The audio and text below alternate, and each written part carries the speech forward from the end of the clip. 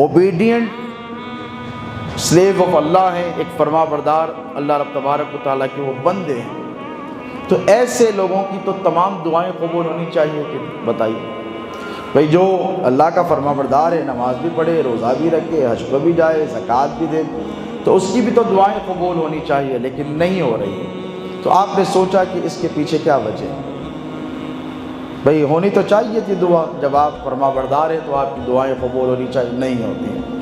آقا علیہ السلام کی بڑی مشہور اور معروف حدیث مبارک ہے، حضرت ابو ہریرہ اس کے راوی ہیں۔ اللہ کے رسول علیہ السلام نے ایک مرتبہ ارشاد فرمایا کہ ایک بندہ ہے جو نماز بھی پڑھتا ہے، روزے بھی رکھتا ہے، اور بہت دور سفر کے لیے جاتا ہے، یعنی حج کے لیے۔ ایک بندہ بہت دور سے، دوسرے ملک سے حج کو آتا ہے، اور گرد آلود لباس میں اللہ رب تبارک و تعالیٰ کی بارگاہ میں دست بدعا ہوتا ہے، دعائیں مانگتا ہے کہ یا اللہ مجھے یہ دے دے، یا اللہ مجھے وہ عطا کر دے۔ اس کے باوجود بھی اس کی دعا قبول نہیں ہوتی۔ تو صحابہ چونک گئے کہ ایک تو سفر کی صعوبتیں جھیل کر آیا ہے، مصیبتیں، پھر حج کے لیے آیا ہے، پھر اس کے بعد عرفات کے میدان میں گرد آلود بھی ہے، پھر اللہ رب تبارک و تعالیٰ کی بارگاہ میں دعا بھی کر رہا ہے۔ تو ایسے خوبصورت مواقع پر، ایسی جگہ جہاں دعائیں مستجاب ہوتی ہیں، وہاں پر دعا قبول نہیں ہوگی تو پھر کہاں ہوگی؟ تو پوچھا یا رسول اللہ اس کی وجہ کیا ہے کہ اس کی دعا قبول نہیں ہوتی؟ تو میرے آقا علیہ السلام نے ارشاد فرمایا اسی لیے اس کی دعا اللہ قبول نہیں کرتا کہ وہ جو کھا کر آیا ہے وہ حرام کا لقمہ تھا، جو لباس پہن کر آیا ہے وہ حرام کی کمائی کے ذریعے تھا۔ اور آقا علیہ السلام نے ارشاد فرمایا ہے کہ جس زیادہ سفر کے لیے جس پیسے کو خرچ کیا وہ بھی اس کا حرام کا تھا۔ یعنی اتنی حرام کی اشیاء جب مل گئیں تو اللہ رب تبارک و تعالیٰ نے اس کی دعا کو رد فرما دیا اور کہا کہ تیری دعا قبول نہیں کی جائے گی۔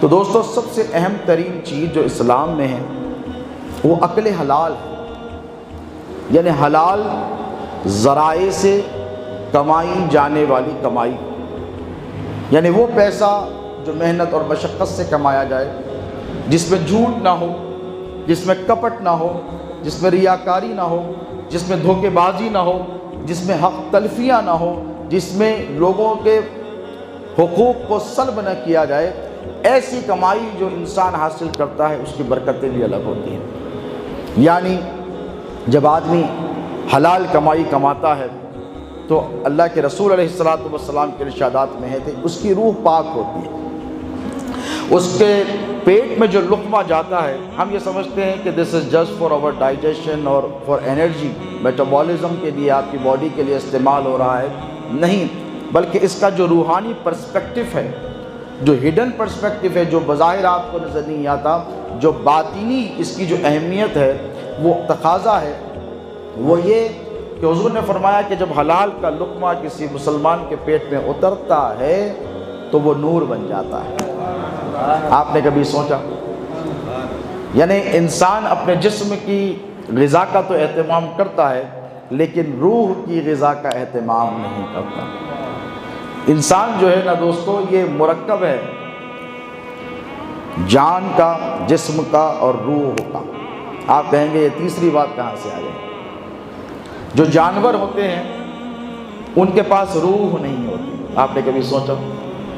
جانور جو ہے وہ ذی جان تو ہوتا ہے لیکن ذی روح نہیں ہوتا، اور حضرت انسان جو ہے اس کے پاس جان بھی ہے اور اس کے پاس روح بھی ہے۔